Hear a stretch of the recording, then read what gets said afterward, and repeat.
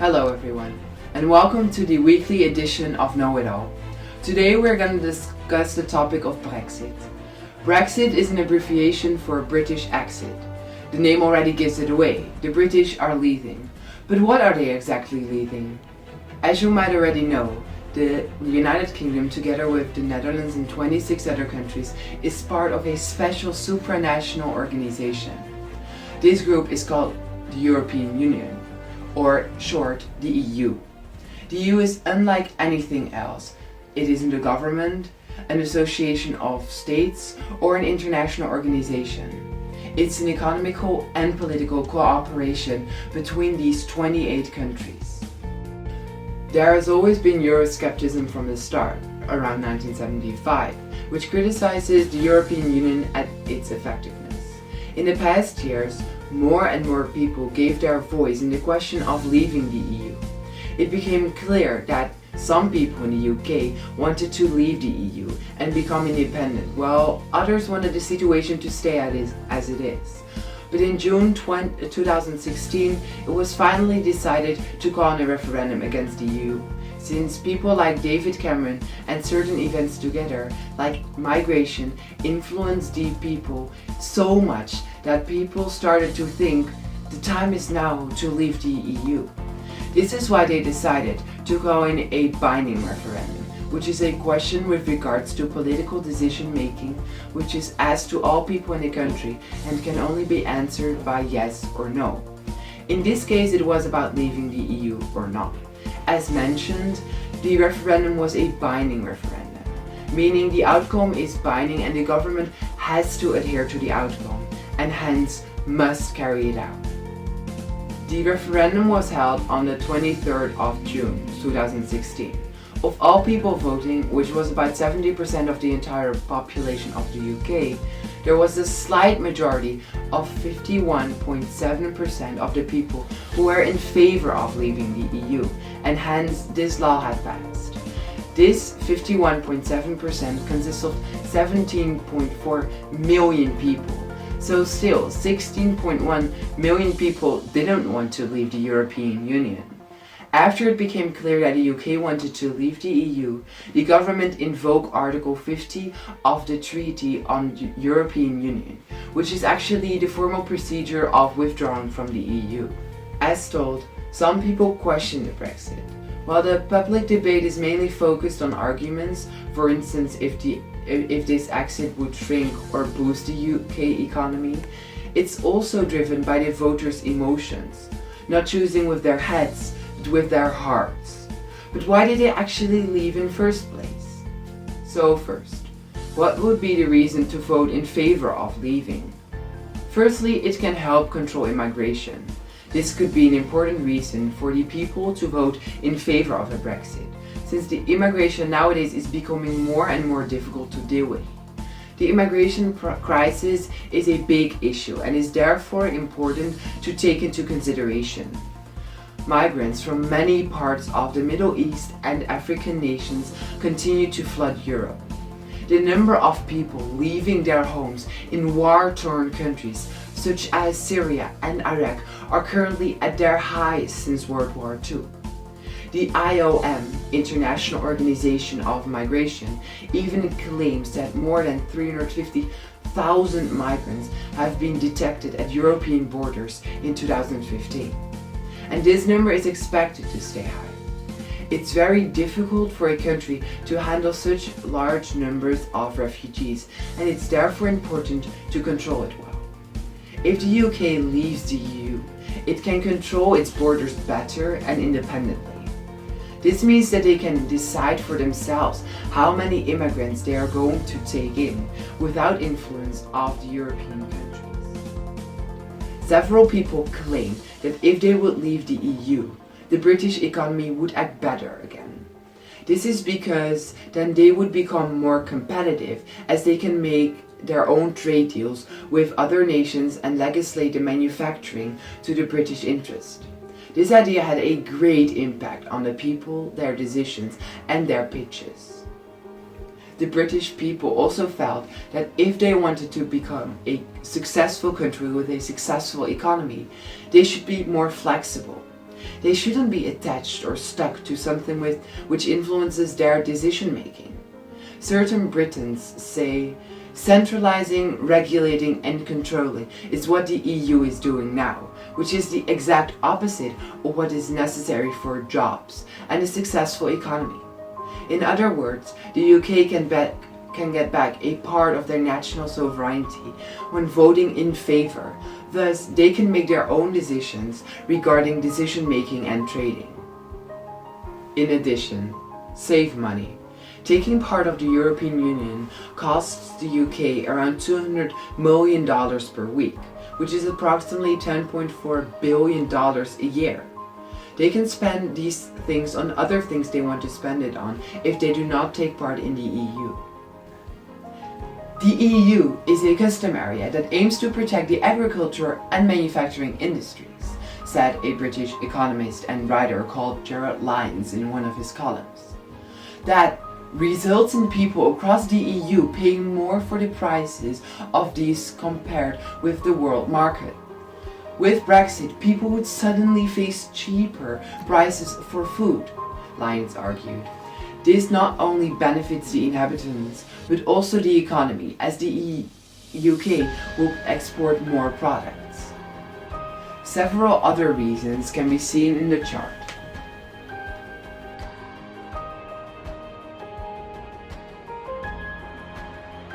But what could be the reason to vote against a Brexit? First of all, leaving the EU can cost the UK millions of jobs and billions of pounds. As the Confederation of British Industry said in a PwC report, a so-called Brexit would cause a serious shock, triggering significant economic and political uncertainty in the short term.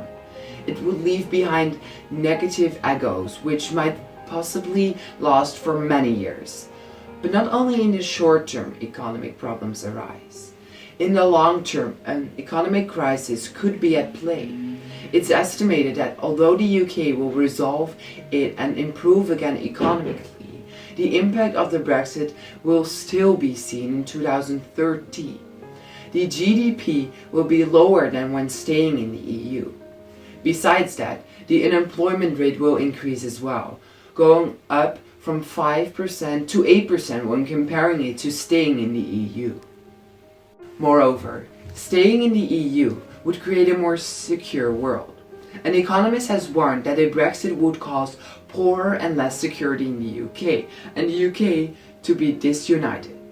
The EU would in turn become weaker and thus more vulnerable for main powers like Russia with President Vladimir Putin or the United States with President Donald Trump.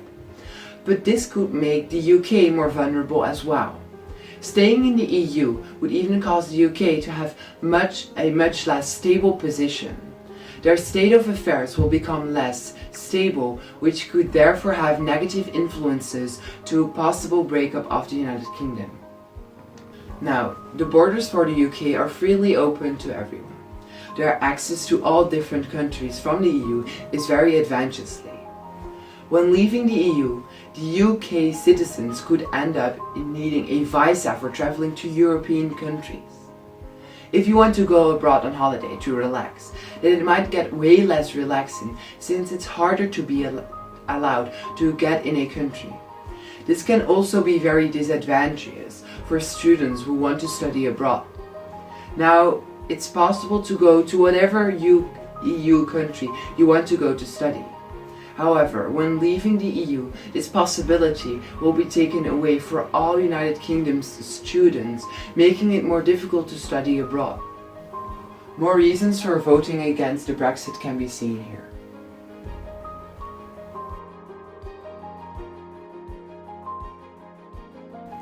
Would an exit, the Netherlands exit, be a good idea? Since the Netherlands has gotten so rich mainly due to major trade with other EU countries, it will be insufficient and illogical to leave the EU. The European countries are working well together with regards to trade, which allows us to do great businesses with each other, which is both positive when it comes down to the availability of products and when it comes down to the economy. The Netherlands is a very small country and can therefore not produce everything by itself. which forces the country to import products and services. At the same time, the Netherlands is a way too small market for producers, who are often focused on a larger number of customers, meaning we have to export those products and services. This trade is made easily possible when being in the European Union. However, when we decide to leave the EU, this is made so much more difficult. Trade relations are cut off and should be regained again, which takes time and money. And imagine being surrounded by so many countries that are working closely together, and you're in the middle of it, stuck, since it's extremely difficult to do business and trade with all the big opponents who have well-organized trade agreements between each other. But beside the negative influences of the Dutch trade, and all the aforementioned disadvantages are also still of influence. It would become very difficult for the Netherlands to keep up their good running economy and accessibility to foreign countries.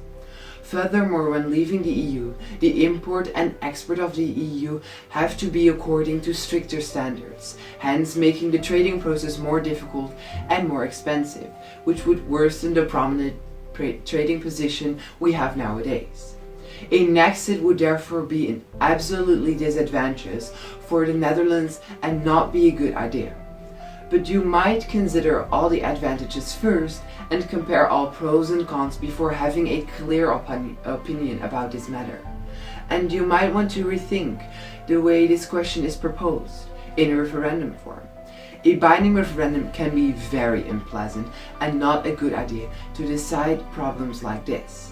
People might vote based on their emotions without being informed well about both the advantages and disadvantages. The influences. A Brexit would have multiple influences on both a national and an international level. When the government can make its own decisions without being stuck to rules of the EU, it can better express what our citizens really want. It can come up with rules that are beneficial for the British people, which therefore highly increase the representativeness. The representation of the people is therefore bigger when leaving the EU. A thing that must absolutely not be forgotten is the fact that the UK will still be present in organizations like the United Nations, which also monitor the level of corruption of the government and other policies of the UK, meaning the UK is not really independent.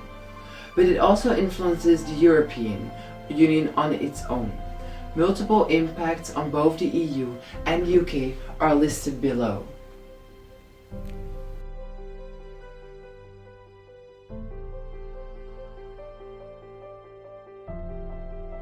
The factors. In a referendum like this, many people are responsible for the outcome. Of course, we have the people voting in first place, giving their opinion about a statement, which is their right. But when looking further, we can see who are actually responsible for creating the people their opinions. Certain people were involved. Think of Dominic Cummings, who made sure the Brexit slogan changed from "Vote Leave, Get Change" to "Vote Leave, Take Control." These two words had so much influence and was therefore made sure to be endlessly repeated by spokespersons. People such as Boris Johnson and Michael Gove were of high importance as well, as they made sure that the Brexit was seen as a bad and terrific statement, making it really difficult for the Remain side to exist. Other people that were involved in this conflict were Nigel Farage, David Cameron, Jeremy Corbyn, Angela Merkel, Paul Dark, and many others, all with their own different contribution to the way the Brexit turned out to be. Of course, there are many other people involved from both the Remain and Leave side, but the people just mentioned were the most important ones. The European Union itself was also of high importance during the Brexit.